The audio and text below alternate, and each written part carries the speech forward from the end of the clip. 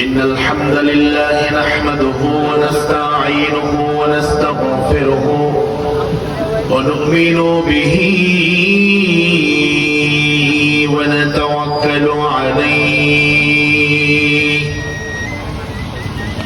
ونعوذ بالله من شرور أنفسنا ومن سيئات أعمالنا من يهده الله فلا مضل له ومن يضلله فلا هادي له أي فلن تجد له وليا مرشدا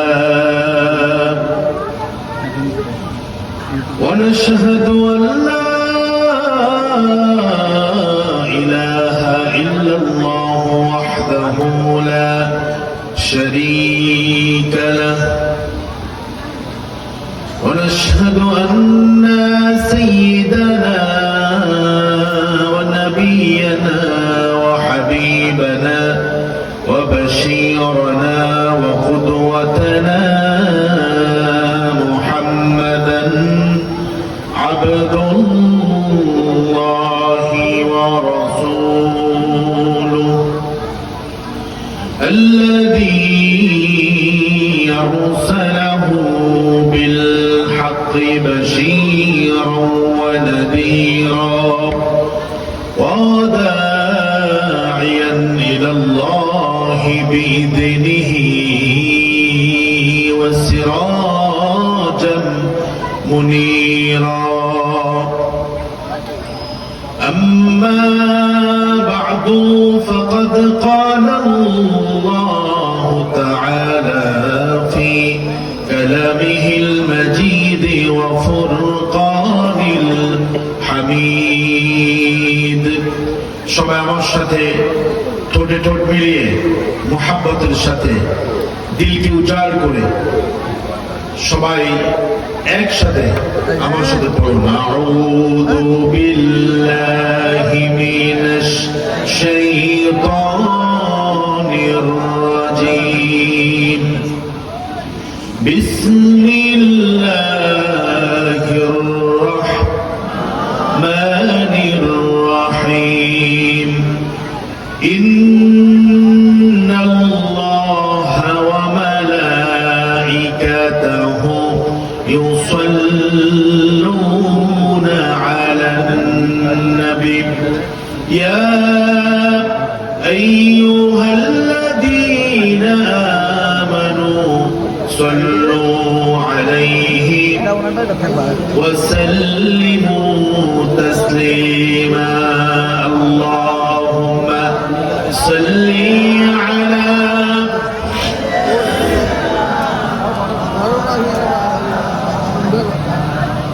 وعلى آل سيدنا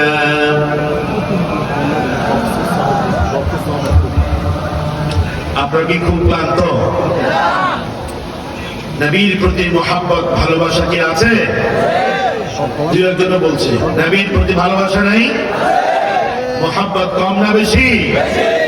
তাহলে জোরে আওয়াজ দিয়ে মুহাব্বতের সাথে আমরা সকলে বলছি আল্লাহুম্মা সাল্লি আলা সাইয়্যিদিনা মাওলানা মুহাম্মদ ওয়া আলা আলি সাইয়্যিদিনা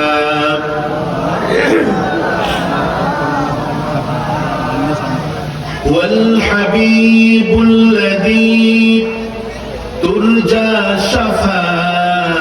شفاعته لكل حول من الأحوال مقتحم بلغ العلا بكماله كشف الدجى بجماله حسنت جميع خصاله صلوا عليه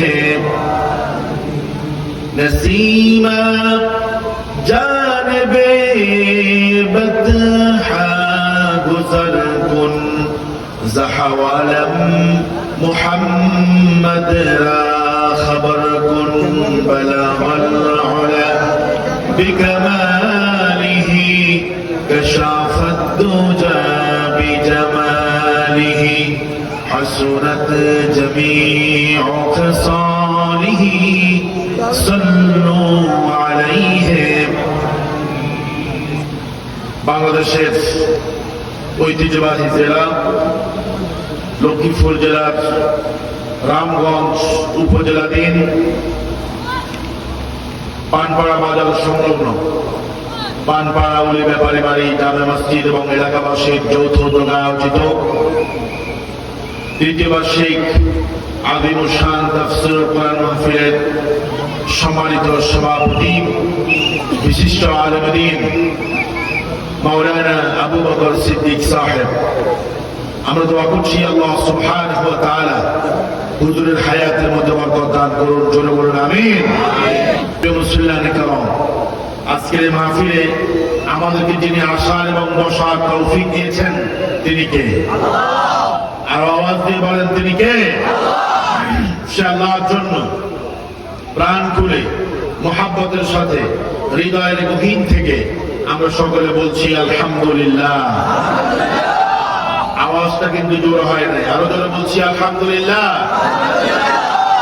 সবাই পড়ছি রব্বানা লাকাল হামদ হামদান কাসীরান তাইয়িবান মুবারাকান ফীহি ইয়া রাব্বি লাকাল হামদু কামা ইয়ানবাগি লিজালালি ওয়াজহিকা ওয়া আযীমি সুলতানিকা। প্রশংসা করেছেন কার? সব সময় প্রশংসা করবেন কার?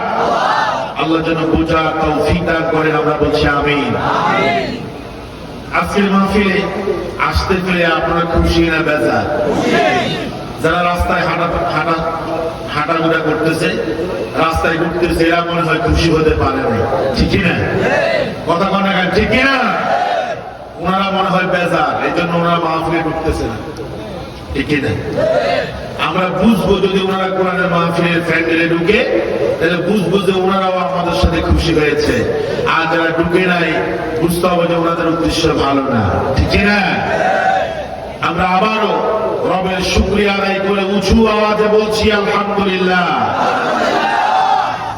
আজকের মাহফিলে অনেক ওলামায়ে কেরাম এসেছেন, খোতাবায়ে মাসাজিদ, আইম্মায়ে মাসাজিদ এসেছেন। এই প্যান্ডেলের ভিতরে আমি আমার একজন ভাইকে দেখতে পাচ্ছি যিনি চোখে দেখে না, কিন্তু তিনি এদেশের আলেমদেরকে মহব্বত করেন, ঠিক না? ওই যে আমার ভাইকে আমি দেখতে পাচ্ছি, যার চোখের মধ্যে নূর নাই কিন্তু কলমের মধ্যে নূর দিয়ে ভরপুর করে দিয়েছেন কে? আর জন্য বলেন কে? আমি একটা মাহফিলে আলোচনা রেখেছিলাম, সেখানে সাদিকুর রহমান আল আজহারি ভাইও এসেছেন। সেখানে আমার ভাইকে দেখেছি, সাদিকুর রহমান আল আজহারি, তার মাহফিলেও আমার ভাই সম্পর্কে কথা বলেছে। তো চোখ নাই, এরপরও কোরআনের প্রতি ভালোবাসা কম না বেশি? আসতে করেন না, কম না বেশি? কিন্তু বহু মানুষ আছে চোখ থেকেও ওরা কোরআনকে ভালোবাসতে পারে না, কোরআন পড়তে পারে না, ঠিক না? আল্লাহ যেন আমাদেরকে কোরআনের নূর দিয়ে মুনাফাত করে দেওয়ার জন্য বলেন আমিন। আমার প্রিয় ভাইয়েরা, আজকে যতজন বক্তা এখানে কথা বলবেন সবাইকে নির্দিষ্ট বিষয় দেওয়া হয়েছে, ঠিক না? সবাইকে নির্দিষ্ট বিষয় দেওয়া হয়েছে, আমাকেও একটা বিষয় দেওয়া হয়েছে। আমার বিষয় হচ্ছে কোরআনুল কারীমের 61 নম্বর সূরা, সূরা আস-সফ। এই সূরা আস-সফের 8, 9, 10, 11, 12 এই 5টি আয়াত আমাকে দেওয়া হয়েছে এখান থেকে তাফসীর করার জন্য। আল্লাহ পাক যদি আমাকে তৌফিক নসিব করে তাহলে এই আয়াতগুলোর নিসবতে আমি কিছু কথা বলার চেষ্টা করব। ওয়া তৌফিক ইল্লা বিল্লাহ, বলেন আমিন। আমার অনেক প্রিয় মুসল্লি ওইখানে আছে, বীরগঞ্জের অনেক মানুষ এখানে আছে। আমার ভালোবাসার মানুষগুলোকে সামনে রেখে কোরআনুল কারীমের সূরা সফ থেকে আমি যেন সাবলীল ভাষায় উপস্থাপন করতে পারি, আপনাদের জন্য যেন একটা মেসেজ দিতে পারি। আল্লাহ তাআলা আমাকে সেই তৌফিক, সেই যোগ্যতা দান করুন। আবারও বলুন আমিন। আমার ভাইরা, আসুন আমরা ভূমিকায় বেশি কথা না বলে সরাসরি কোরআনুল কারীম থেকে আমরা কথা বলি। সবাই আমার সাথে পড়ুন। আউযু বিল্লাহি মিনাশ শাইতানির রাজীম। বিসমিল্লাহির রাহমানির রাহিম। يريدون ليطفئوا نور الله بأفواههم والله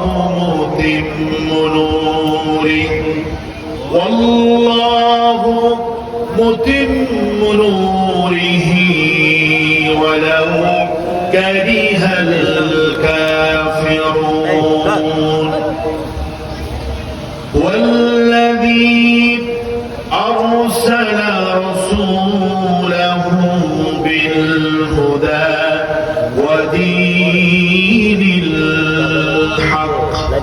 ودين الحق ليظهره على الدين كله ولو كره المشركون. يا أيها الذين آمنوا هل أدلكم على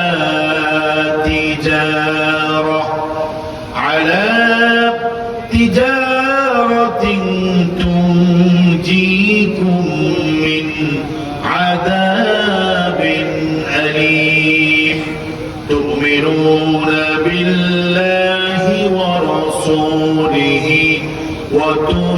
وتجاهدون في سبيل الله بأموالكم وأنفسكم ذلكم خير لكم إن كنتم تعلمون. يغفر لكم ذنوبكم ويدخلكم جنات تجري من تحتها الأنهار ومساكن طيبة في جنات عدن ذلك الفوز العظيم. صدق الله العظيم. কোরআন কারীমের 61 নম্বর সূরা, সূরা সাফের 8 থেকে 12 নম্বর আয়াত পর্যন্ত আমি আপনাদের খিদমতে তেলাওয়াত করেছি। এই আয়াতগুলোর আলোকে আমি যেন আপনাদের সামনে কথা বলতে পারি, আল্লাহ তাআলা আমাকে সেই তৌফিক দান করুন। জোরে বলুন আমিন। আমার ভাইরা, সম্মানিত দিনী ভাইরা, প্রিয় তাওহীদি জনতা, এই সূরা সাফের 8 নম্বর আয়াত নাযিলের একটা প্রেক্ষাপট আছে। তৃতীয় হিজরিতে মুসলমানরা যখন উহুদের যুদ্ধে পরাজিত হয়েছে, সাময়িকভাবে মুসলমানদের পরাজয় হয়েছে, কিন্তু মুসলমানদের জীবনে কোনো পরাজয় নাই। মুসলমানদের জীবনে কোনো পরাজয় নাই। সবাই কথা বলেন না, মুসলমানদের জীবনে কি নাই? কোনো পরাজয় নাই। সাময়িকভাবে শিক্ষা দেওয়ার জন্য আল্লাহ তাআলা একটা বিপর্যয় দিয়েছেন, যাতে করে যিনি লিডার, নেতা, তার আনুগত্য থেকে যেন তার কর্মীরা দূরে সরে না যায়। এই জন্য সাময়িকভাবে আল্লাহ তাআলা একটা বিপর্যয় মুসলমানদেরকে দিয়েছেন। একটা সাময়িক পরাজয় হয়েছে, কিন্তু চূড়ান্ত বিজয় হচ্ছে মুসলমানদের। ঠিক না? এই জমিনে চূড়ান্ত ভাবে যারা বিজয় লাভ করবে ওরা হচ্ছে মুসলমান। ঠিক না? মুসলমানরা যদি ইমানকে মজবুত করতে পারে, তাহলে মুসলমানদেরকে যিনি বিজয় দান করবে তিনি কে? আল্লাহ রাব্বুল আলামিন বললেন, ওয়ালা তাহিনু ওয়ালা তাহজানু ওয়া আনতুমুল আ'লাউনা ইন কুনতুম মুমিনিন। আল্লাহ রাব্বুল আলামিন বললেন, ঈমানদাররা চিন্তা করো না, দুশ্চিন্তাগ্রস্ত হয় না, মন মরা হয় না, মন খারাপ করবা না। ওয়া আনতুমুল আ'লাউনা, এই পৃথিবীতে তোমরাই বিজয় লাভ করবে যদি তোমরা ঈমানকে মজবুত করতে পারো। ইন কুনতুম মুমিনিন, যদি তোমরা মুমিন হতে পারো, ঈমানদার হতে পারো, তাহলে যিনি তোমাদেরকে চূড়ান্ত বিজয় দান করবেন তিনি কে? আর আওয়াজ দিয়ে বলেন, তিনি কে? তৃতীয় হিজরিতে উহুদের যুদ্ধে মুসলমানদের সাময়িক পরাজয়ের পরে মদিনার আশপাশের যত ইহুদি সম্প্রদায় আছে, কাফের মুশরিক আছে, ওরা আনন্দিত হয়ে গেল। ওরা বলল, বদরের যুদ্ধে মুসলমানরা জয়লাভ করেছে, কিন্তু উহুদের যুদ্ধে মুসলমানরা জয়লাভ করতে পারে নাই। তার মানে মুসলমানরা দুর্বল হয়ে গেছে, মুসলমানদের শক্তি কমে গেছে। মুহাম্মাদের আল্লাহ মনে হয় যেন মুহাম্মদকে এখন আর পছন্দ করে না। বদরের যুদ্ধে ফেরেশতাদেরকে দিয়ে যেভাবে মুসলমানদেরকে সাহায্য করা হয়েছে, এখন আর মুসলমানদেরকে সাহায্য করা হয় না। এজন্য উহুদের যুদ্ধে মুহাম্মদ এবং তার দলবল এখন পরাজিত হয়ে গেছে। এই জন্য তারা বদরের যুদ্ধে বিজয় লাভ করেছে, কিন্তু উহুদের যুদ্ধে বিজয় লাভ করতে পারে না। ওই যে এরা হারিয়েছে, আর বিজয় লাভ করার সম্ভাবনা। ওরা আনন্দিত হয়ে গেছে এবং মদিনাতে রাসূল সাল্লাল্লাহু আলাইহি ওয়াসাল্লামের শত্রু যারা ছিল, কথা বলেন, শত্রু, ওরা কয় এবার সুযোগ পাইছি, এবার মুহাম্মদের কিন্তু আমরা দেখায় দেব, বদর যুদ্ধের প্রতিশোধ আমরা নেব, ইসলামকে চিরদিনের জন্য জমিন থেকে মুছে দেব। আচ্ছা কন, এটা কি সম্ভব? ইসলামকে মুছিয়ে দেওয়া কি সম্ভব? সম্ভব না। ইসলামের পক্ষে যারা কথা বলে ওদেরকে কি জমিন থেকে মুছে ফেলা সম্ভব? কথা বলেন, সম্ভব? বিগত দিনে জালিমরা চেষ্টা করেছে ইসলামী আন্দোলনকে নিস্তেনাবুদ করে দেওয়ার জন্য, ইসলামী আন্দোলনের কর্মীদেরকে মাটির সাথে মিশে দেওয়ার চেষ্টা করেছিল। আচ্ছা সত্য করে কোন ইসলামী আন্দোলনের যারা ছিল, দায়িত্বে ছিল, 2-1 জনকে ফাঁসি দেওয়া হয়েছে, 7-8 জনকে 10 জনকে ফাঁসি দেওয়া হয়েছে। ইসলামী আন্দোলনের গতি কি কমে গেছে? মানুষরা কি হারায় গেছে? বরং নির্যাতনের কারণে আল্লাহ তাআলা আরো কয়েক গুণ তাদেরকে বরকত দিয়ে দিয়েছে। সুবহানাল্লাহ। আপনারা কি কথাগুলো বুঝলেন? কে কে বুঝলেন না হাত তোলেন? সবাই বুঝলেন, মাশাআল্লাহ। যারা সমঝদার এদের সামনে কথা বলতে ভালো লাগে, ঠিক না? ওরা মনে করছে শেষ, হারায় গেছে, শেষ, হারায় গেছে। আমি বলি ইসলাম পন্থীরা কখনো হারিয়ে যায় না, ঠিক না? ইসলাম পন্থীরা কখনো হারিয়ে যায় না।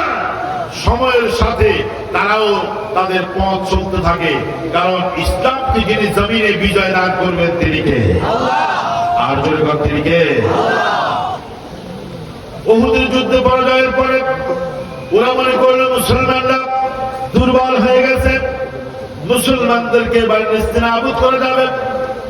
এবার তারা চক্রান্ত শুরু করলো, জমিন থেকে মুহাম্মাদের ধর্ম ইসলামকে তারা নিঃশেষ করে দিবে, মুসলমানদেরকে তারা শেষ করে দিবে। এই জন্য তারা সিদ্ধান্ত গ্রহণ করল, প্রস্তুতি নিল।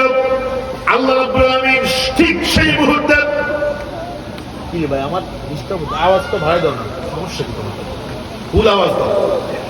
আমার ভাইয়েরা, যেই মুহূর্তে তারা ইসলামকে নিভিয়ে দেওয়ার চেষ্টা করেছিল, যেই মুহূর্তে তারা চেয়েছিল ইসলামকে তারা নিভিয়ে দেবে, জমিন থেকে ইসলামকে উৎখাত করবে, সেই সময়ে আল্লাহ সুবহানাহু ওয়া তাআলা আয়াত নাযিল করে দিল, ইউরিদুনা লিউতফিউ নূরাল্লাহ,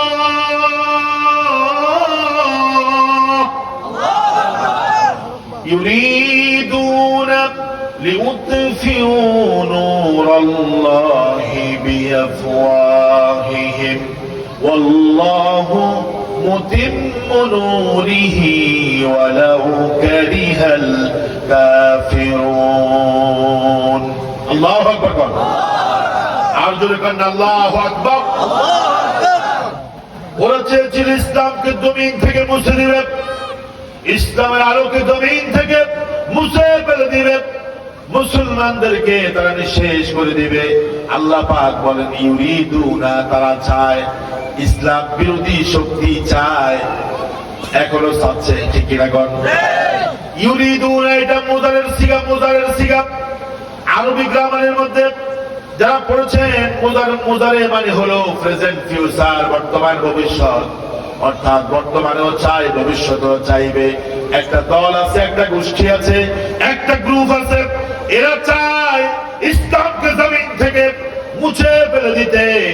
লিউতফিউ নূরাল্লাহ, তাদের মুখের ফুৎকার দিয়ে আল্লাহর নূরকে তারা মুছে দিতে চায়, আল্লাহর নূরকে তারা এই জমিন থেকে বিদায় করতে চায়। ইউরিদুনা, তারা চায়, লিউতফিউ নূরাল্লাহ বিআফওয়াহিহিম, তাদের মুখের ফুৎকারে তারা আল্লাহর নূরকে নিভিয়ে দিতে চায়। আল্লাহর নূর কি? কথা হয় না। আল্লাহর নূর কি? দুই একজনও বলছে আল্লাহর নূর কি? কোরআন। ইমাম ফখরুদ্দিন রাজি তাফসীরে কাবীরের মধ্যে লিখেছেন নূরুল্লাহ আই কিতাবুল্লাহ। নূর মানে হলো আল্লাহর কিতাব। আল্লাহু আকবার কোন?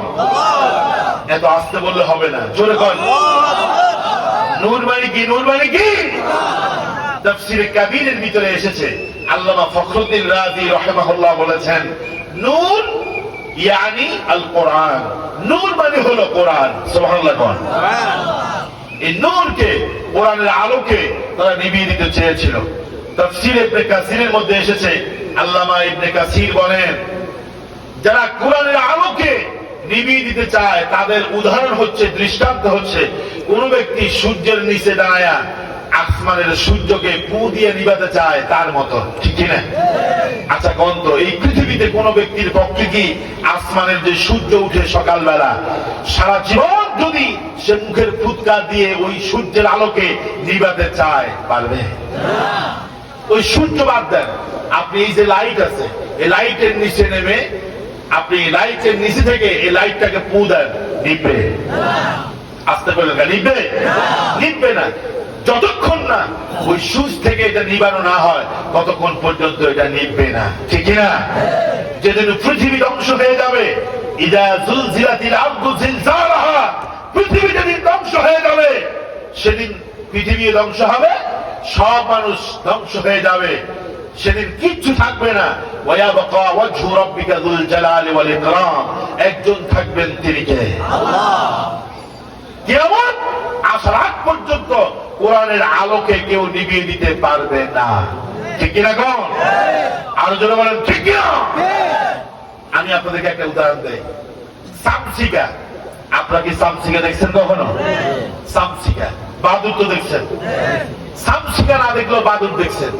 এই পৃথিবীতে যত মাখলুকাত আছে সবার কাছে সূর্যের আলোটা প্রিয়। সবাই চায় প্রতিদিন ভোরবেলা সূর্য উঠুক। ঠিক কিনা? সবাই চায়, কারণ সূর্যের আলো ফুটলেই তো পৃথিবীতে আলোকিত হয়ে যায়। ঠিক কিনা? কিন্তু আল্লাহর এই 18,000 মাখলুকাতের মধ্যে শুধুমাত্র দুইটা প্রাণী সূর্য উঠুক প্রতিদিন এটা চায় না। তার মধ্যে একটা হচ্ছে সামসিকা, আরেকটা হচ্ছে বাদুর। ঠিক কিনা? আরো জোর কথা, ঠিক না? সামসিকা এবং বাদুর প্রতিদিন দোয়া করে, হ্যাঁ, আসমানের দিকে তাকায় যেন আজকে সূর্য না উঠে। আচ্ছা কোন তো পৃথিবীর শুরু থেকে আজ পর্যন্ত কোনদিন কি সূর্য উঠা বন্ধ হয়েছে? গত 3 দিন আগে এক মুরব্বী কয় আজকে সূর্য উঠে নাই, কোনো আলো দেখি নাই। আমি কই না, সূর্য উঠছে কিন্তু মেঘের কারণে আপনি দেখেন নাই। ঠিক কিনা? সূর্য উঠেছে, প্রতিদিন উঠবে, কিয়ামত পর্যন্ত সূর্য উঠবে, এটাকে কেউ থামায় রাখতে পারবে না। এখন সামসিকার বাদুর প্রতিদিন চায় যেন সূর্য না উঠে, কিন্তু সূর্য তো উঠবেই। ঠিক কিনা?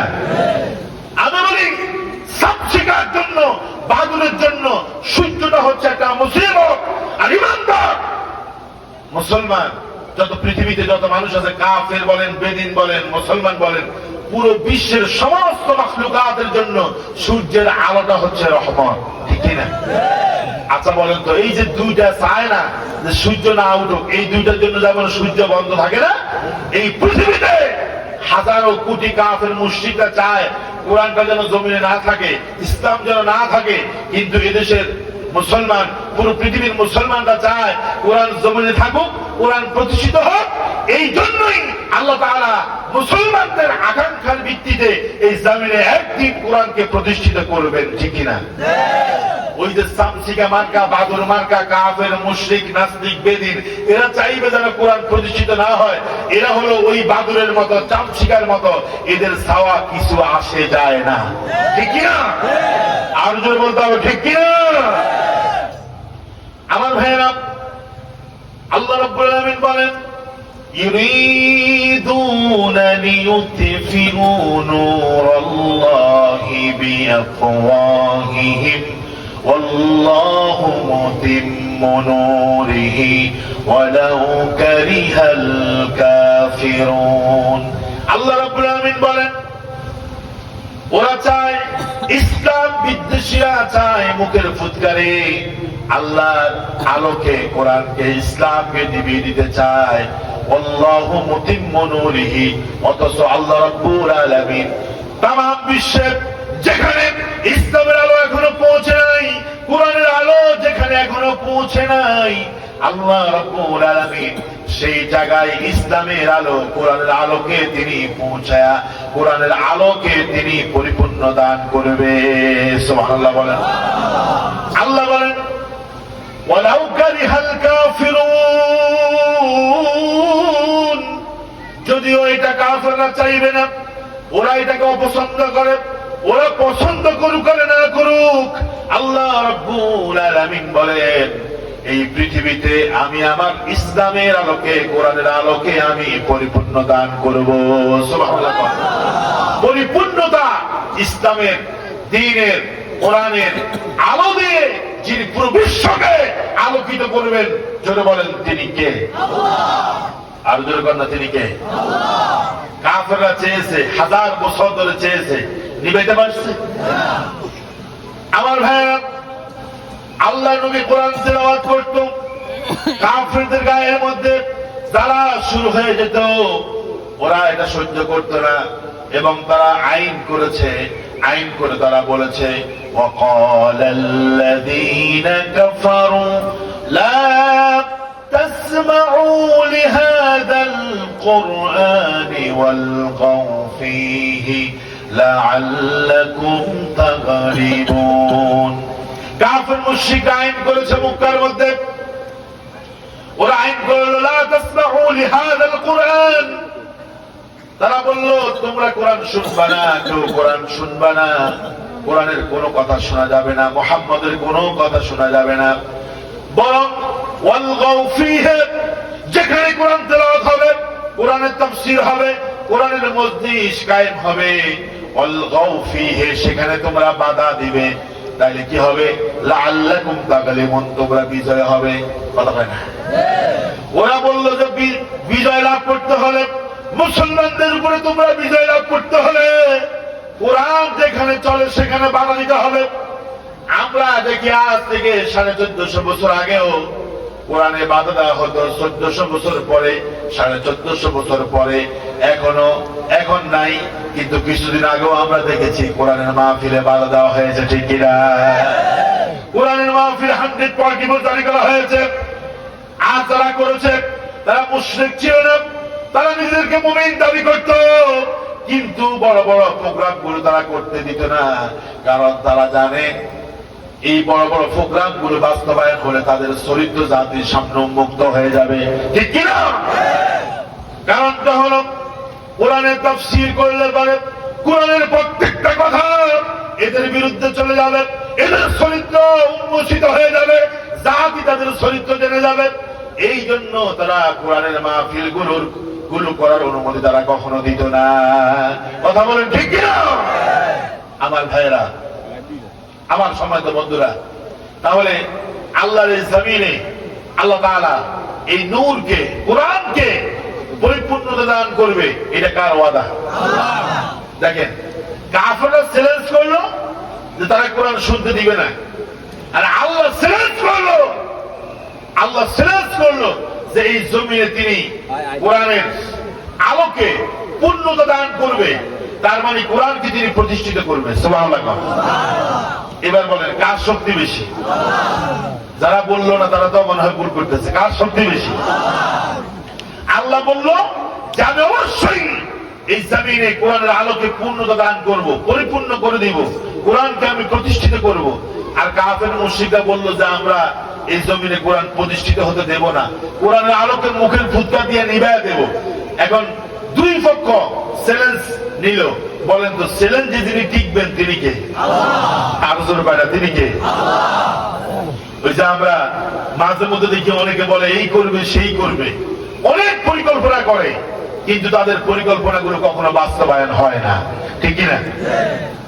এদেশে একটা দল বলেছিল 2041 সাল পর্যন্ত থাকবে, কথা হয় না? আর আসতে কর না, জোরে কর, ঠিক কিনা? ওরা চেয়েছিল 2041 সাল পর্যন্ত থাকবে। আচ্ছা কন, ওদের আশা কি বাস্তবায়ন হয়েছে? জোরে কর না, হয়েছে? গুড়ে বালি হয়ে গেছে। কারণ পরিকল্পনা যিনি সাজান তিনি কে? আর জোরে বলেন, তিনি কে? মানুষের কোন পরিকল্পনা বাস্তবায়ন হয় না। ফাআলুল লিমা ইউরিদ, যিনি পরিকল্পনা করেন, যিনি যা ইচ্ছা তা করেন, যার পরিকল্পনা 100% বাস্তবায়ন হয়, বুকের সবটুকুন শক্তি দিয়ে জোরে বলেন তিনি কে? তাহলে এক গ্রুপ চায় জমিনে ইসলাম প্রতিষ্ঠিত না হোক, কোরআনের রাজ কায়েম না হোক, আরেক গ্রুপ চায়, আর আল্লাহ চায় প্রতিষ্ঠিত হোক। তাহলে কোনটা সত্য? সবাই বলেন কোনটা? আমার সম্মানিত ভাইয়েরা, আল্লাহ রাব্বুল আলামিন এই পৃথিবীতে যত মানুষ আছে সব মানুষের কাছে কোরআনের বাণীগুলো পৌঁছে দিয়েছেন নবী এবং রাসূলের মাধ্যমে। এই যে আমার দেশ বাংলাদেশ, এই দেশে কোন নবী আসে নাই, আসছে কিনা বলেন? আর যখন আসছে, আসে নাই। আমার দেশে কোন নবী আসে নাই। আমাদের পাশের দেশ ইন্ডিয়াতে কোন নবী আসছে? আসতে কোথায় আসছে? পাকিস্তানে কি কোন নবী আসছে? আসে নাই। দেখেন সৌদি আরবে, আরব কান্ট্রি, হাজার হাজার মাইল দূরে আমার রাসূল, আপনার রাসূল এসেছেন। রাসূলকে আল্লাহ তাআলা যেই দেশে পাঠিয়েছেন, মক্কা আল মুকাররমা, ওই দেশটা হচ্ছে বিশ্বের মানচিত্রের একেবারে মধ্যখানে। আল্লাহু আকবার। এটাকে বলা হয় মার্কাজ, সেন্টার। আমাদের শরীরের মধ্যে নাভি আছে, নাভি। নাভি ছিলেন না আপনারা? জোর করে, নাভি ছিলেন না?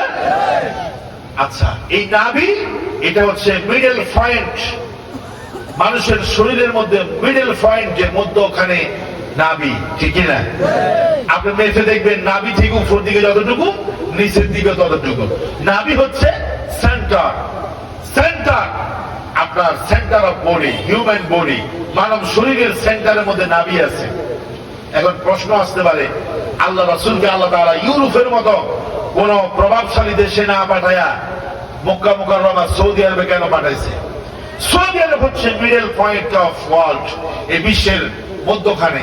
দেখেন আপনি যদি পুকুরের মধ্যখানে যদি একটা ডিল মারেন, ডিল, ঠিক কিনা? আমরা কই ইডা মারছে, ঠিক কিনা?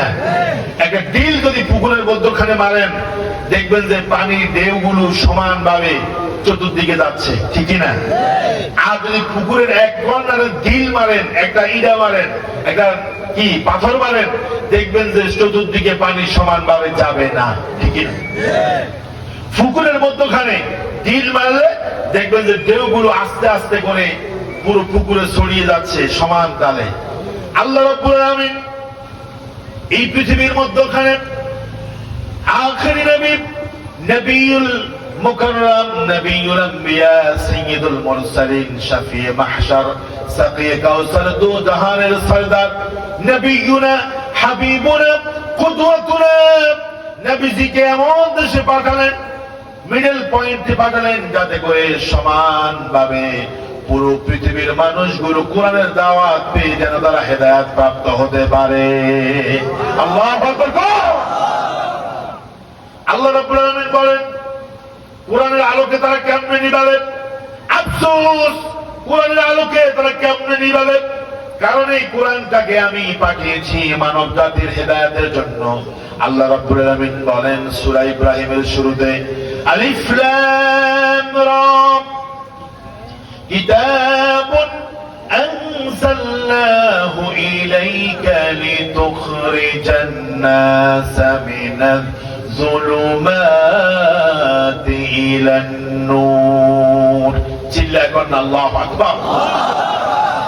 আল্লাহ রাব্বুল আলামিন বললেন কিতাবুন, এটা হলো এমন একটা কিতাব, সুবহানাল্লাহ বলেন না, এটা হলো এমন একটা কিতাব, আনজালনাহু ইলাইকা, এই কিতাব নবী আমি আপনার উপর নাযিল করে দিয়েছি, লিতুখরিজান নাসা মিনাজ যুলুমাতি ইলান নূর, যাতে করে অন্ধকার থেকে, অপরাধ থেকে, শিরক থেকে, কুফর থেকে, নেপাক থেকে, হারাম থেকে, অন্যায় থেকে, অবিচার থেকে আপনি যেন মানুষদেরকে আলোর দিকে নিতে পারেন।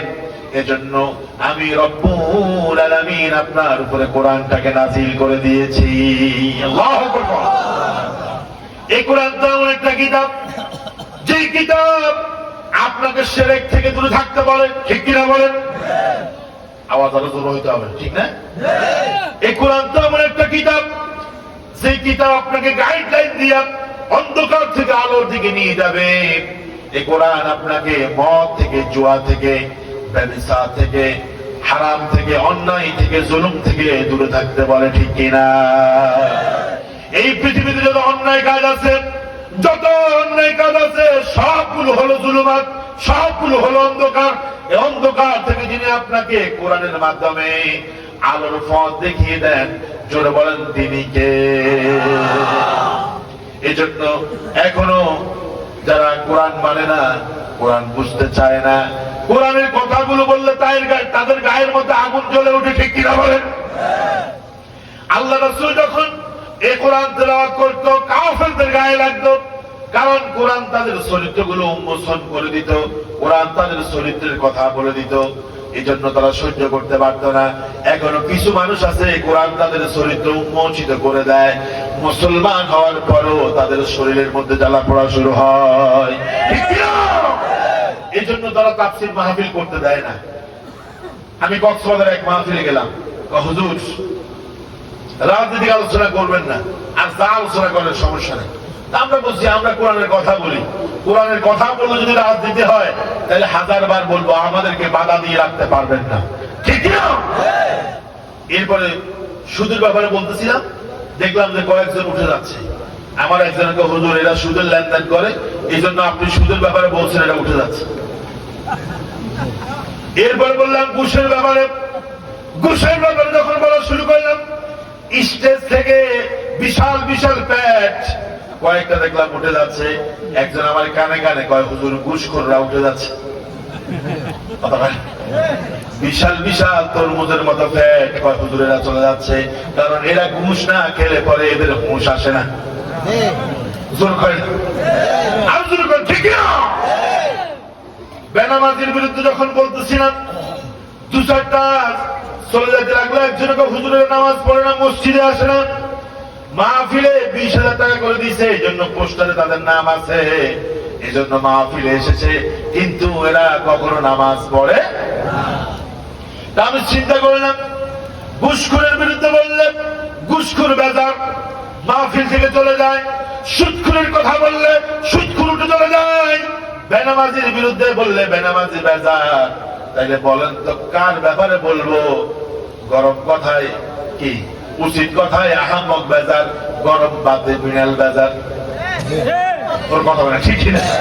তো বলবোটা কি, করবোটা কি? এই জন্য আমরা হক কথা বলতেই থাকবো, কোরআনের কথা বলতেই থাকবো। হেদায়েত দেওয়ার মালিককে, আর যদি বলেন হেদায়েত দেওয়ার মালিককে, হেদায়েত দেওয়ার মালিক যদি কোন মানুষ হতো, তাহলে আল্লাহর নবী তার চাচাকে হেদায়েত দিতে পারত। আল্লাহর নবী কি তার চাচাকে হেদায়েত দিতে পারছে? আরো আসতে কোন ক্লান্তি লাগতেছে আপনাদের কাছে? শেষ করে দিই না? শেষ শেষ।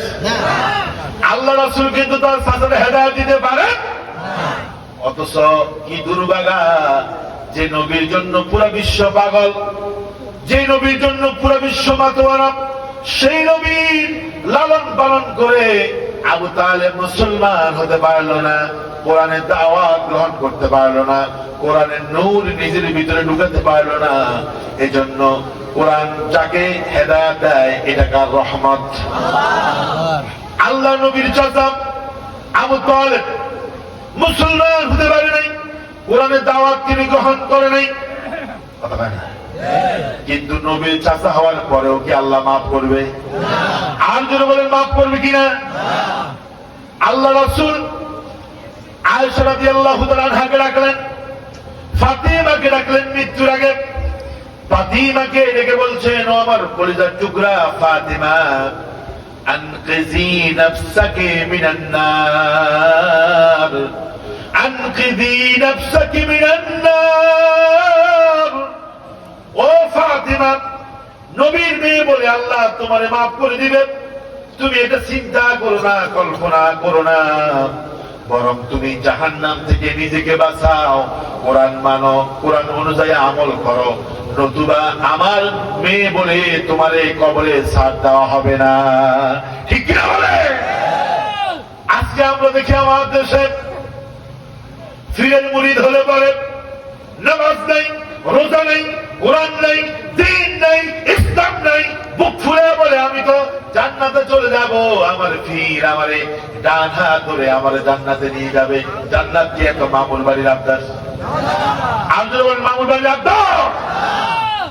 আবু তালেব কোরআন মানে নাই, রাসূলের চাচা রাসূলকে এত প্রোটেক্ট করেছিল, কাফের মুশরিকরা বলছে, আবু তালেব তুমি তো আমাদের লোক, তোমার ভাতিজা মুহাম্মদকে আমাদের হাতে তুলে দাও, দেখো তারে কি করি। আবু তালেব বলল, শোনো মক্কার কাফেররা, আমার ভাতিজা যে কোরআনের দাওয়াত দিচ্ছে, আমি সাক্ষ্য দিচ্ছি কোরআনটা সত্য কিতাব, কিন্তু আমি পরিস্থিতির কারণে মানতে পারি না, কিন্তু কোরআন সত্য কিতাব। আল কোরআনু হাক্কুন, আল কোরআনু হাক্কুন, কোরআন হক। আচ্ছা বলুন তো, কোরআন যদি হক হয় আমার নবী কি বেহক? কোরআন যদি সত্য হয় আমার নবী কি মিথ্যা? কারণ কোরআনের মধ্যেই তো আমার নবীর কথা বলেছেন কে? আলোচনা করেন না কে? কোরআনের মধ্যে সূরা মুহাম্মদ আছে না? ইয়া আইয়ুহার রাসূল বলে আল্লাহ রাসূলকে ডাক দিয়েছে না? ইয়া আইয়ুহাল মুযাম্মিল বলে রাসূলকে আল্লাহ ডাক দিয়েছে না? তাহলে কোরআনকে ওরা সত্য বলছে, তার মানে রাসূলও সত্য। আল্লাহু আকবার। আবু তালেব কোরআনের দাওয়াত দিতে পারলো না, কারণ হলো আবু তালেব চিন্তা করলো, সে যদি মুসলমান হয়, কোরআন যদি গ্রহণ করে, ইসলাম যদি গ্রহণ করে, তাহলে তার আশপাশে যত নেতা আছে ওই নেতারা তারে খারাপ বলবে, ওই নেতাদের কাছে সে কালার হয়ে যাবে। এখনো দেখবেন কিছু ভাই আছে এরকম, আমাদের কাছে ফোন করে বলে, হুজুর আপনাদেরকে ভালোবাসি, মুহাব্বত করি, রাতের অন্ধকারে ঘুম আসে না, আপনাদের ওয়াজ শুনে শুনে আমরা ঘুম যাই, আপনাদের তেলাওয়াত শুনে ঘুমাই, আপনাদের ওয়াজ গুলো শুনে শুনে আমরা ঘুম যাই, কিন্তু সকালবেলা উঠে আপনাদের বিরুদ্ধে বক্তব্য দেওয়া লাগে, কারণ উপরে চাপ আছে। কি আছে? উপর থেকে চাপ আছে, এই জন্য আপনাদের বিরুদ্ধে বলি, আল্লাহর কসম দিয়ে বলি আপনাদেরকে ভালোবাসি। আমি বলি এই ভালোবাসা হলো আবু লাহাবের ভালোবাসা। এই ভালোবাসা কার ভালোবাসা? এটা দিয়ে লাভ হবে না, কথা বলে না। আবু লাহাব রাসূলকে বলেছে, চাচা, ও আমার চাচা, কুল লা ইলাহা ইল্লাল্লাহ হাজ্জুল লাকা ইয়াউমাল কিয়ামাহ। ও চাচা, আপনি কালেমা পড়ে মুসলমান হয়ে যান, কোরআনের কর্মী হয়ে যান, ইসলামের সৈনিক হয়ে যান, আমি কিয়ামতের দিন অন্তত এই কথা আল্লাহরে বলবো, আল্লাহ আমার চাচা জীবনের শেষ মুহূর্তে এসে ইসলাম কবুল করেছে, মুসলমান হয়েছে, কোরআনের কর্মী হয়েছে, আমার চাচাকে আপনি মাফ করে দেন। আল্লাহু আকবার বলেন। আপনি অন্তত শেষ মুহূর্তে কালেমাটা পড়েন, কারণ শেষ মুহূর্তে যদি কেউ কালেমা পড়ে মারা যায়, তার জিন্দেগীর সমস্ত গুনাহ যিনি মাফ করে দিবেন তিনি কে? আল্লাহ রাসূল বলেছেন, ইন্নাল ইসলাম ইয়াহদিমু মা কানা ক্বাবলা। মৃত্যুর আগেও যদি কেউ ইসলাম কবুল করতে পারে, তার সারা জীবনের অপরাধ গুনাহ যিনি মাফ করে দিবেন তিনি কে? আবু তালেব কালেমা পড়বে অবস্থা পাশে থেকে ওই যে শয়তান যেগুলো ছিল ওরা কয় খবরদার পড়িস না, জীবনের শেষ মুহূর্তে ধর্ম ত্যাগ করিস না। ওদের কথা শুনে আবু তালেব কালেমা পড়তে পারে নাই, কোরআনের কর্মী হতে পারে, বেঈমান হয়ে বেদিন হয়ে মুশরিক হয়ে মারা গেল। রাসূল চিন্তা করল আমার চাচা আমার এত ভালোবাসে, এত মহাব্বত করে, ওই চাচা কালেমা না পড়ে চলে গেছে। মৃত্যুর পরে আল্লাহ রাসূল চাচার জন্য দোয়া করতেছে, আল্লাহ আল্লাহ আমার চাচারে তুমি মাফ করে দাও, আল্লাহুম্মা গফির আম্মি, ও আল্লাহ আমার চাচাকে তুমি মাফ করে দাও। আল্লাহ তাআলা সহ্য করলেন না, কারণ যে কোরআনের কর্মী হয় না, ইসলামের সৈনিক হয় না, মুসলমান হয় না, তার জন্য কোন ইমানদারের দোয়া করা জায়েজ নাই, ঠিক কিনা বলেন? আল্লাহ আয়াত নাযিল করে দিলেন সাথে সাথে, মা কানা লিন-নবী ওয়াল্লাযীনা আমানু আন ইস্তাগফিরু লিল-মুশরিকিন। আল্লাহু আকবার। ওয়ালাউ কানা উলি কুরবা। রাসূল আপনি হাত তুলছেন, চাচার জন্য দোয়া করতেছেন, আপনার চাচা তো ঈমান আনতে পারে নাই, কোরআন মানে নাই, ইসলাম মানে নাই, দ্বীন মানে নাই, আপনি নবীও যদি দোয়া করেন দোয়া কবুল হবে না, ঠিক কিনা? সুতরাং আমি বলি যারা এই কোরআন মানতে পারে না, কোরআনের কথা শুনতে পারে না, কোরআনের কথা যাদের সহ্য হয় না, কোরআন এই জমিনে কায়েম হোক এটা যারা চায় না, আল্লাহর কসম দিয়ে বলছি ওরা মৃত্যুবরণ করলে প্রকৃত মুমিন হিসাবে মৃত্যুবরণ করবে না, ঠিক কিনা? আর যদি বলতে হবে ঠিক কিনা?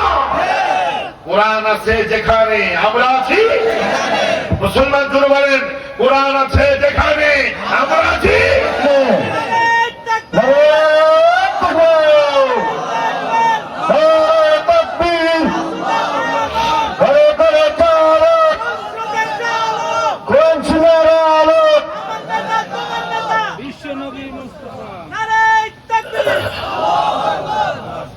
আমি এর কথা বলছিলাম, চিনছেন নি? এবার চোখ আছে নি? চোখ আছে, তবে আলো নাই, ঠিক না? কিন্তু তার হৃদয়ের মধ্যে আলো কম না বেশি? আপনি মনে করবেন না আপনি সব মাহফিলে যান, যাইতে পারেন না, কিন্তু এই ছেলেটা প্রত্যেকটা মাহফিলে যায়। আল্লাহু আকবার। আলেমদের মহব্বত তার ভিতরে আছে না নাই? কোরআনের মহব্বত আছে না নাই? আর বহু চোখওয়ালা আছে, তারা কোরআন শুনতে পারে না, সহ্য করে না, দেখতেও পারে না, সহ্য করতে পারে না। তাইলে শামসিকা বাদুর যেরকম কোরআনকে সহ্য করতে পারে নাই, ইসলামকে সহ্য করতে পারে নাই, আমার দেশে কিছু নাস্তিক মুরতাদ রাম বামদের দালাল আছে, ওরাও কোরআন সহ্য করে না, ঠিক কিনা? নাস্তিকের দালালেরা ইসলামের শত্রুরা।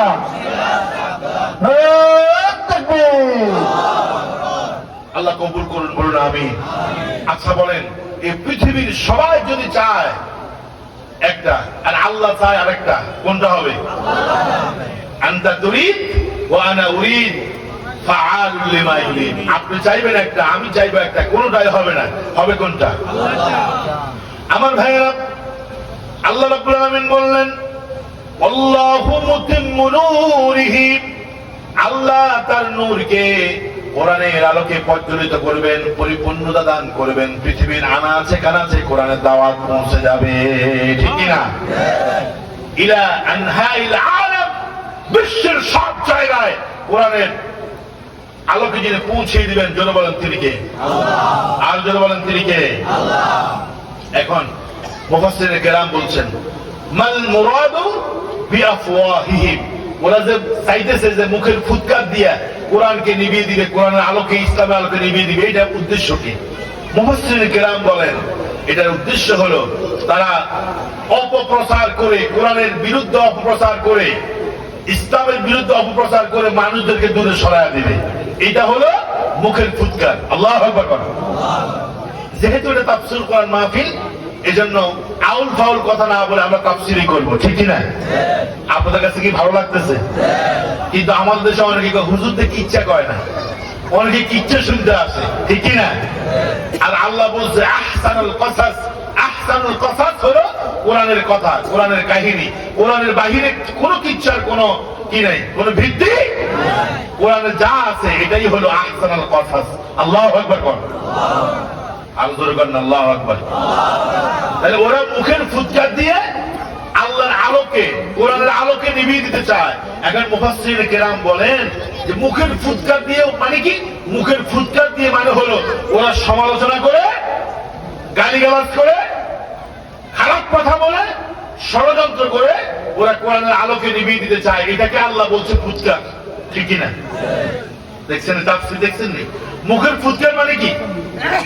ষড়যন্ত্র করবে, গালিগালাজ করবে, তারপর সমালোচনা করবে, কটু কথা বলবে, গালিগালাজ করবে, এগুলাকে আল্লাহ বলছে মুখের ফুৎকার। তার মানে বোঝা গেল কেউ যদি ষড়যন্ত্র করে, কেউ যদি আমাদের সমালোচনা করে কোরআনের আলোকে বন্ধ করে যাবে না, ঠিক কিনা?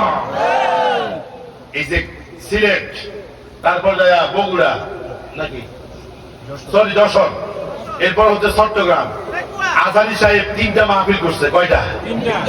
আরো আসতে কর ইন্নালিল্লাহ। এদেরকে দিয়ে তো হবে না হাসেম ভাই, জোরে বলেন কয়টা? 5 বছর পরে দেশে আসছে। জালেম তারা 5 বছর দেশে ঢুকতে দেয় নাই, ঠিক কিনা? ওরা চিন্তা করছে বিরিয়ানির প্যাকেট দিয়া, টাকা দিয়া, গাড়ি ভাড়া দিয়া, ট্রাক বাস ভাড়া করে মানুষ পাওয়া যায় না। আজহারীর মাহফিলে 5 লাখ 10 লাখ, এটা সম্ভব কেমনে, ঠিক কিনা? আচ্ছা কর, মানুষ কি আজহারীর কারণে আসে না আল্লাহর কোরআনের কারণে? আমার যদি কোরআনের জ্ঞান না থাকতো আপনারা কি দাওয়াত দিতেন? আমার হাসেম ভাই প্রভাষক, তার যদি কোরআনের জ্ঞান না থাকতো আপনারা কি এখানে স্টেজে উঠায়া ওনাকে সঞ্চালকের দায়িত্ব দিতেন? তাহলে যতজন যত কেরামতি বলুক না কেন, আসল কেরামতি হলো কোরআনের। আল্লাহু আকবার বল। কোরআন আছে তো আমার দাম আছে, কোরআন নাই আল্লাহর কসম দিয়ে বলছি আমার বিন্দু মাত্র দাম নাই, ঠিক কিনা? আমি বলি মানুষ কোরআন শুনতে আসে, আজহারীকে দেখতে আসে, যদিও এটা আমরা বলি আসলে আকর্ষণ হলো আল্লাহর কোরআনে, ঠিক কিনা? 20 লাখ 25 লাখ মানুষ, এখন একটা গ্রুপের মাথা খারাপ হয়ে গেছে, এত মানুষকে মনে হয় ভাড়া করে আনে। আচ্ছা আজকে কি আপনাদেরকে ভাড়া করে আনছে? যাওয়ার সময় কি পকেট খরচ দিবে? হয়তো আমারও দিবে, কিন্তু আপনাদেরকে দিবে না। এখন দেখেন এই যে মানুষগুলো এসেছে কোরআনের প্রেমে, ঠিক কিনা? ষড়যন্ত্র হচ্ছে মিডিয়ার মধ্যে। আজহারী সাহেবকে কাফের ফতোয়া দেওয়া হয়েছে। আজহারী সাহেবের সাথে যারা দেখা করছে সুন্নি আলেম কয় যে আবার ঈমান আনো, তোমরা কাফের হয়ে গেছো, ঠিক কিনা?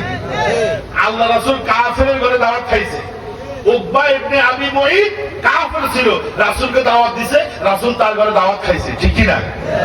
ইহুদি মহিলা রাসূলের জন্য রান্না করে খাবার আনছে, রাসূল খাবার খাইছে না? ওখানে যদি বিষ মিশাইয়া দিছে। দেখেন রাসূল কাফেরদের সাথে হাত মিলাইছে, তাদের ঘরে দাওয়াত খাইছে, উদ্দেশ্য ছিল ওদেরকে ইসলামের দাওয়াত দিবে, ঠিক কিনা?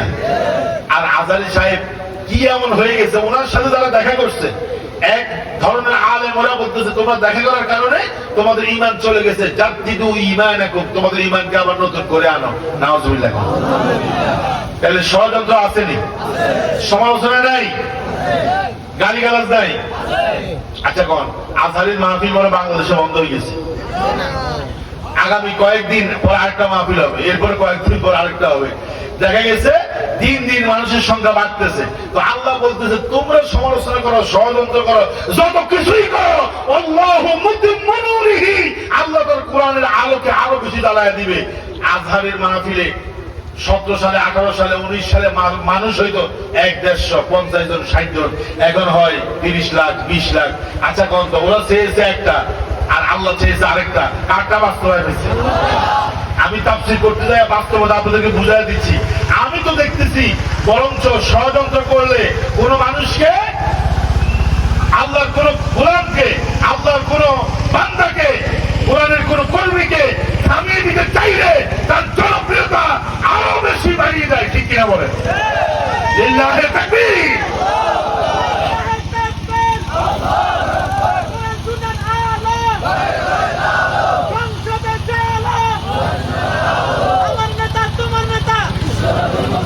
ইসলামের দুশমনেরা নারায়ে তাকবীর।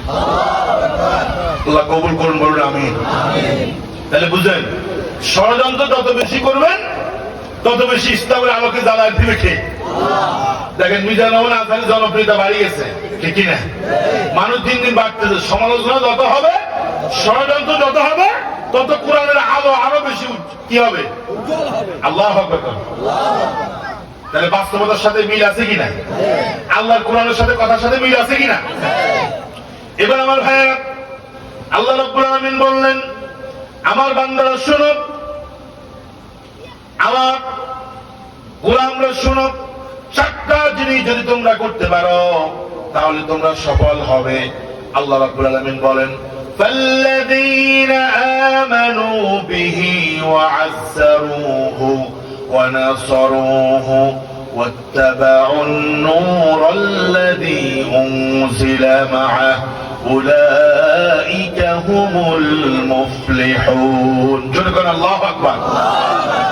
আল্লাহ রাব্বুল আলামিন বললেন, চারটা জিনিস করলে তোমরা সফল হবে।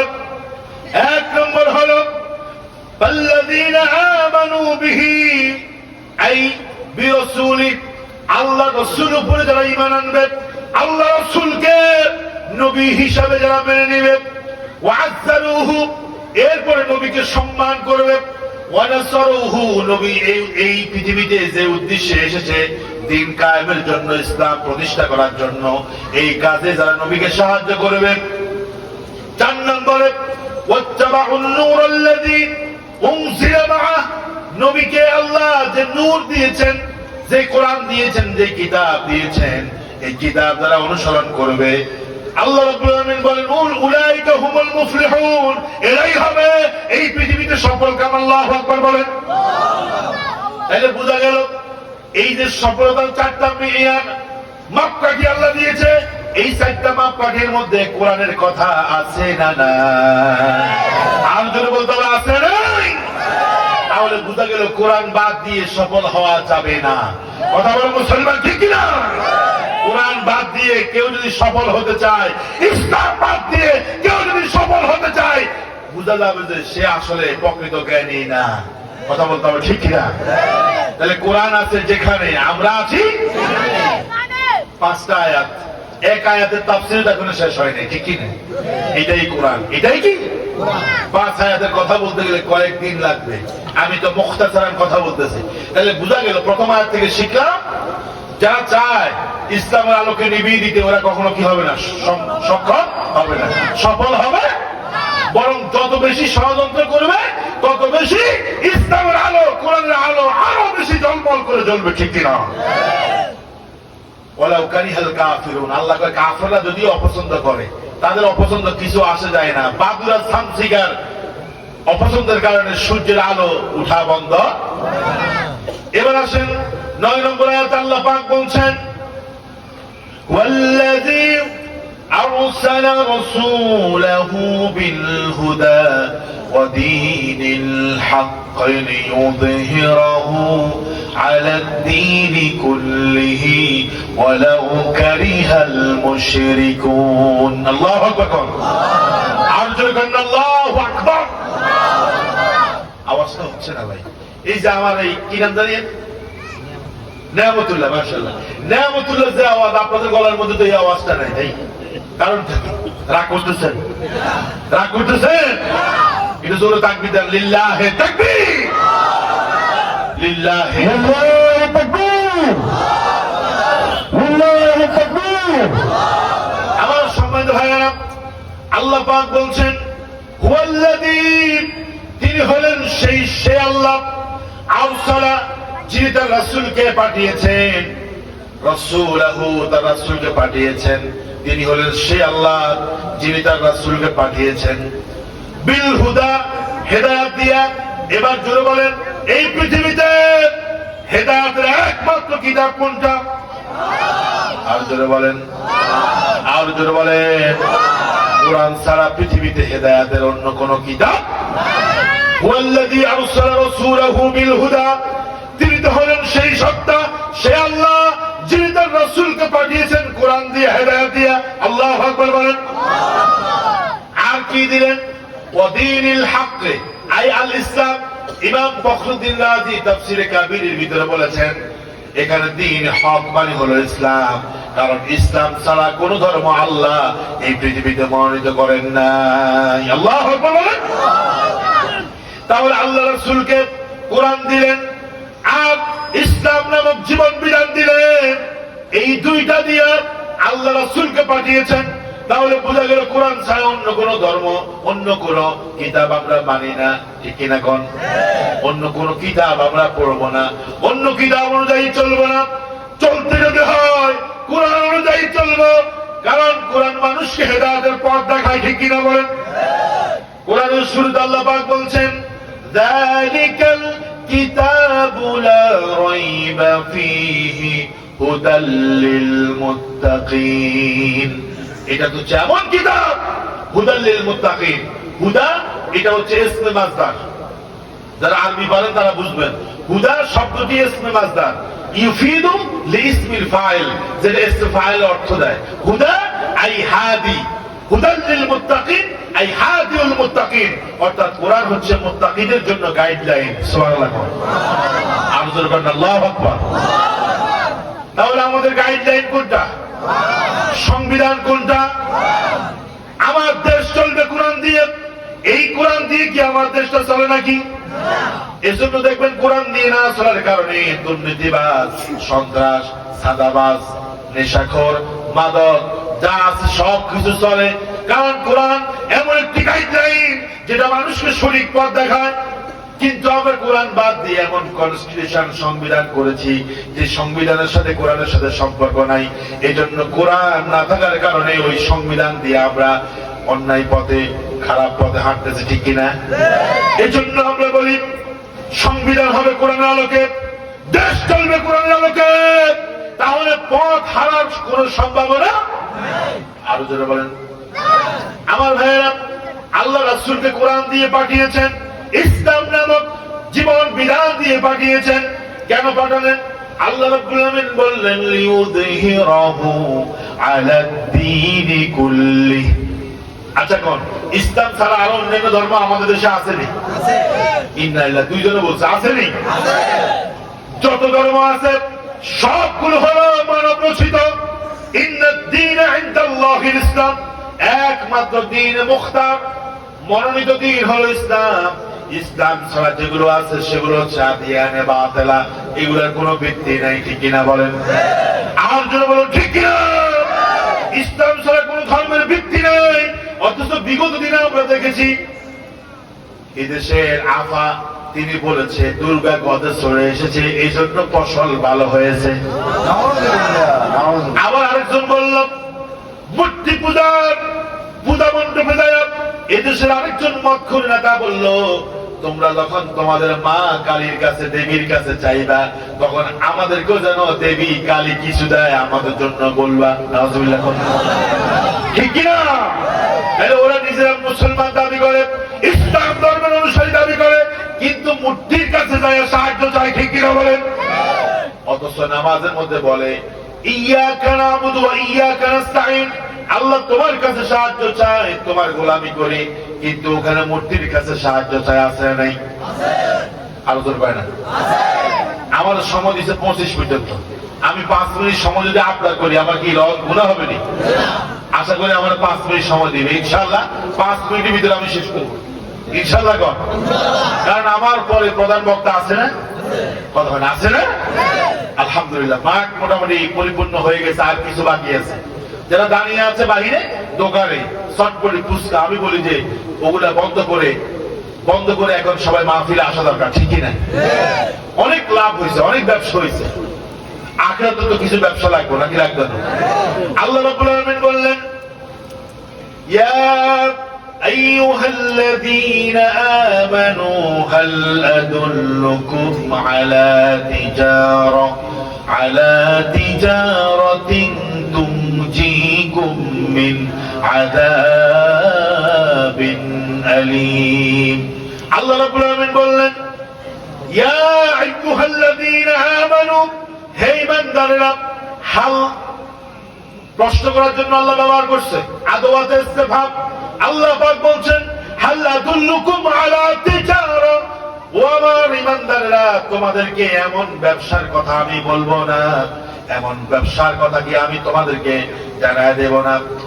হাল আদুল্লুকুম আলা তিজারা, এমন ব্যবসায়ের কথা কি আমি তোমাদেরকে বলে দিব না যেই ব্যবসা করলে তুমজিকুম মিন আযাবিন আলীম, যেই ব্যবসা করলে যন্ত্রদায়ক জাহান্নামের শাস্তি থেকে যিনি তোমাদেরকে বাঁচা দিবেন, জোরে আওয়াজ দিয়ে বলেন তিনি কে? আল্লাহ। আর জোরে বলেন তিনি কে? এই যে আজকে যারা চটপটি বিক্রি করতে আসছে তাদের একটা পুঁজি আছে, আসেনি? যারা চানাচুর বিক্রি করতেছে তাদের পুঁজি আছে কিনা? পান দোকানদার, সামান্য পান দোকানদার, তারও পুঁজি আছে, ঠিক কিনা বলেন? আর আমার আপনার পুঁজি কি? আল্লাহ পাক বলেন তোমাদেরকে ব্যবসার কথা বলতেছি, পুঁজি হলো তিনটা। কয়টা? আরো জোরে। ওয়াজ করতেছি আমি, ক্লান্ত হয়ে গেছে মনে আপনারা, তো আওয়াজ দেন না কেন? কয়টা? তিনটা। আল্লাহ পাক বলেন ওই বান্দারেরা, আমি কি তোমাদেরকে এমন ব্যবসা সম্পর্কে বলবো না যে ব্যবসা করলে তুমজিকুম মিন আযাবিন আলীম, যন্ত্রদায়ক শাস্তি থেকে আল্লাহ তোমাদেরকে নাজাত দিয়ে দিবে। সেগুলো হলো তুমিনুনা বিল্লাহি ওয়া রাসূলিহি ওয়া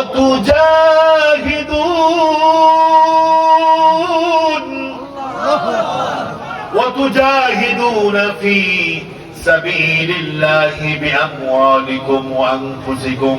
তোমাদের ওই ব্যবসা করতে হলে এক নম্বর ক্যাপিটাল, মূলধন হলো আল্লাহর প্রতি ঈমান। আল্লাহু আকবার কোন? ব্যাখ্যা করতে পারবো না, সময় শেষ। তুমিনুনা বিল্লাহ, ওই ব্যবসার প্রথম মূলধন হলো, পুঁজি হলো, ক্যাপিটাল হলো আল্লাহর প্রতি ঈমান। দুই নম্বর হলো রাসূলিহি, তার রাসূলের প্রতি ঈমান। তিন নম্বর পুঁজি ক্যাপিটাল হলো আল্লাহু আকবার না, ওয়া তুজাহিদুনা ফি সাবিলিল্লাহি বিআমওয়ালিকুম ওয়া আনফুসিকুম। তোমরা যদি তোমাদের জান আর মাল দিয়ে আল্লাহ রাব্বুল আলামিনের পথে সংগ্রাম করতে পারো, আল্লাহু আকবার বলেন। আল্লাহর প্রতি আমরা বিশ্বাস আছে, রাসূলের প্রতিও বিশ্বাস আছে। বলতে হলে অনেক সময়ের ব্যাপার, তাফসীর শেষটা বলি। জিহাদ ফি সাবিলিল্লাহ, মুভমেন্ট অফ ইসলাম, ইসলামের জন্য জিহাদ করা, সংগ্রাম করা। এই পৃথিবীতে এখনো আল্লাহর পথে সংগ্রামকারী একদল কর্মী বাহিনী আছে না নাই? আর যদি বলেন আছে নাই? তারা চায় আল্লাহর জমিনে আল্লাহর দ্বীন প্রতিষ্ঠিত হোক, ঠিক কিনা? والذين آمنوا يقاتلون في سبيل الله, যারা ঈমানদার তারা সংগ্রাম করে আল্লাহর পথে, ঠিক কিনা? আমার এই পৃথিবীতে নামদারি এক শ্রেণীর মুসলমান, নামদারি মুনাফিক আছে। ইউকাতিলুনা ফি সাবিলিত তাগুত, যারা চায় ইসলাম না, ইসলাম প্রতিষ্ঠিত হোক, এরা চায় না। ওরা চায় আমার দেশের মধ্যে দিল্লি প্রতিষ্ঠিত হোক, ঠিক কিনা? আমরা চাই ইসলাম প্রতিষ্ঠিত হোক, ওরা চাই দিল্লি প্রতিষ্ঠিত হোক। কারা সফল হবে? ওই যে ইউরিদুনা তাফসীর শুনছেন না? কথা বলেন, শুনছেন না? আল্লাহর পরিকল্পনা বাস্তবায়ন হবে না ওদেরটা? তো কি তাফসীর শুনছেন আপনারা বলতে পারলেন না? ওরা চায় দিল্লিকে প্রতিষ্ঠিত করতে, ওরা চায় দিল্লিকে প্রতিষ্ঠিত করতে, আর আমার আল্লাহ চাই কোরআনকে প্রতিষ্ঠিত করতে, ঠিক কিনা বলেন? আল্লাহ পাক বলেন وَنُرِيدُ أَن نَّمُنَّ فِي الْأَرْضِ اسْتُضْعِفُوا فِي الْأَرْضِ। জমিনে ঈমানদার যাদেরকে দুর্বল করে রাখা হয়েছে কোরআনের কথা বলার কারণে, ইসলামের কথা বলার কারণে। এক মিনিট শেষ করে দেয়, ওয়াদা তো রক্ষা হচ্ছে না। তাদেরকে আল্লাহ পাক ইসলাম করা চায়। আল্লাহ পাক বলে ওয়ানুরিদু আন নামুন্না ফিল আরদ, আমি তাদেরকে প্রতিষ্ঠিত করব দূরে অর্থমূলক, ঠিক কিনা? এই জন্য চিন্তার কোনো কারণ নাই। আল্লাহ পাক বলেন তিনটা মূলধন পুঁজি দিয়ে যদি আগাইতে পারো, ব্যবসা করতে পারো, তাহলে একটা পুঁজি কি বলেন? ঈমান, রাসূলের প্রতি ঈমান। দুই নম্বর পুঁজি কি? প্রথম হলো আল্লাহর প্রতি ঈমান, দুই নম্বর হলো কি? রাসূলের প্রতি ঈমান। তিন নম্বর পুঁজি হচ্ছে আল্লাহ রাস্তায় সীসাওয়ালা প্রাচীরের মতো। ওই যে এই সূরার নাম সফ, সফ মানে সারিবদ্ধ, সারিবদ্ধভাবে, ঐক্যবদ্ধভাবে, কোন মানে বিক্ষিপ্ত ভাবে না, একই কাতারে ইন্নাল্লাহা ইউহিব্বুল্লাযীনা ইউকাতিলুনা ফি সাবিলিহি সাফফা। এই সফ থেকে এই সূরা সফ, ঠিক না?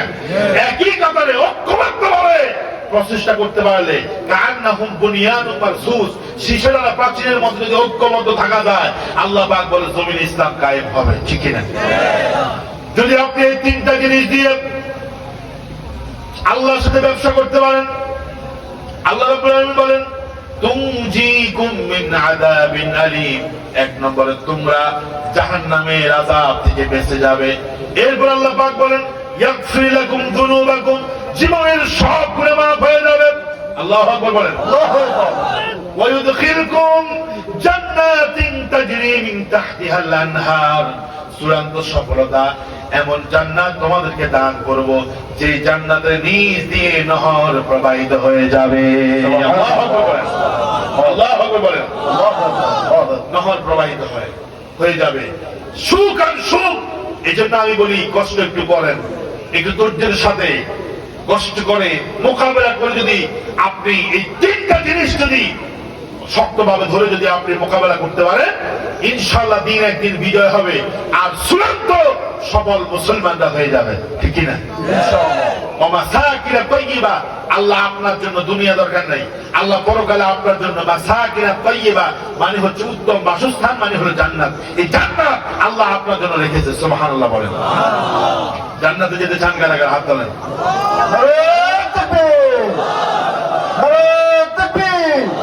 এবার বলেন ব্যবসা করবেন কার সাথে? পৃথিবীর কারো সাথে, জালেমের সাথে, তাগুতের সাথে ব্যবসা নয়, ব্যবসা হবে কার সাথে? তাহলে সফলতা যিনি দান করবে তিনি কে? আল্লাহ যেন সূরা সফের এই 5টা আয়াতের মেসদাকে আমাদেরকে যেন হকপন্থীদের দলে, হকপন্থীদের কাতারে যেন শামিল থেকে দিন কায়েমের জন্য, কোরআন প্রতিষ্ঠা করার জন্য আমাদেরকে যেন ঐক্যবদ্ধভাবে একই কাতারে থেকে যেন দিন কায়েমের বলিষ্ঠ কর্মী হয়ে ভূমিকা রাখার তৌফিক দান করেন। বলেন আমিন। আর যদি কোন আমিন। ওয়া আখির দাওয়ানা আলহামদুলিল্লাহি রাব্বিল আলামিন।